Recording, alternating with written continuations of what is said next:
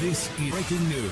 Saturday Night Live, Dua Lipa impresses in otherwise weak episode. The singer takes on double duty and does a surprisingly effective job as a comedic actor, but the writing mostly fails to match her ability. Saturday Night Live kicks off the final run of episodes for season 49 with a televised roundtable discussion on Colombia student protests over Israel's war on Gaza. Two white parents discuss the struggle of supporting their children's activism with their fear over the aggressive nature of the demonstrations. The third parent, Alphonse Roberts, Kanan Thompson, initially expresses full-blown support for the protests, until the host suggests that his daughter is taking part in them, exclaiming, "Nua, Alexis Vanessa Roberts better have her butt in class." When questioned on the disconnect, he explains, "I'm supportive of y'all's kids protesting, not my kids know better." Dua Lipa pulls double duty as host and musical guest. The English-Albanian pop star explains the meaning behind her new album, Radical Optimism. It's like looking on the bright side of any situation. She attempts to put this theory into practice by asking audience members to step forward and announce their problems. She manages to flip the perspective on the various examples, including a guy whose wife left him because he called her mom during sex,